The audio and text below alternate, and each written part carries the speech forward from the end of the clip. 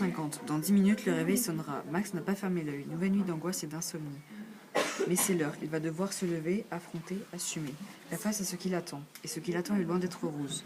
Non, c'est plutôt brun. Ce brun infâme qu'il va endosser en quelques instants. Ce brun infâme qui fera désormais de lui un objet de mépris, de moquerie, de mise à l'écart, d'exclusion. Un ray de lumière s'immisce par interstice des persiennes et se pose sur la chaise devant le bureau. La chaise où l'attend son uniforme brun. Repasser, reposer. Max a la gorge sèche, les tripes nouées. Plus que quelques secondes. Il compte. 6, 5, 4, 3, 2. Il ferme les yeux. Il voudrait fuir, mourir, disparaître à jamais. Trop tard, la sonnerie retentit, lui vrille les tempes, le crâne, lui déchire le tympan et le cœur en passant. Debout, Max. C'est la voix de Magda, sa mère. Debout, Max. Elle tambourine à la porte. Dépêche-toi. Max rabat son édredon, un coup de larmes dans la gorge, se lève et se dirige vers son cabinet de toilette. Entre Max et sa mère, rien ne va plus depuis l'année dernière.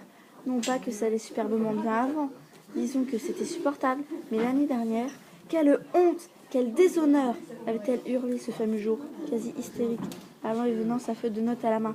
Après tout ce que j'ai fait pour toi, après tous ces sacrifices, ces renoncements, Max l'avait déçu. Pire, il l'avait trahi. Depuis, son discours est devenu une litanie dont elle le saoule à longueur de journée. Un discours qu'il connaît par cœur au mot près. Ne lui avait-elle pas donné les meilleures chances de réussite? Mais ce petit crétin se croyait plus fort ou plus intelligent que les autres. Monsieur avait donc décidé de n'en faire qu'à sa tête, de n'agir qu'à sa guise. Voilà à quoi cela avait mené.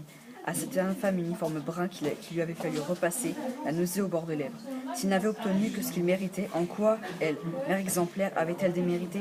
Tant d'argent investi en cours particuliers de toutes sortes, en activités sportives et artistiques, en voyages éducatifs pendant qu'elle se tuait au travail.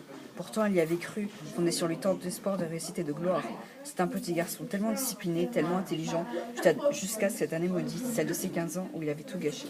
Et blablabla, et blablabla, et blablabla. Mais ce que Max ignore, c'est qu'il n'est pas le seul destinataire de ce discours qu'elle lui débite quasiment chaque jour.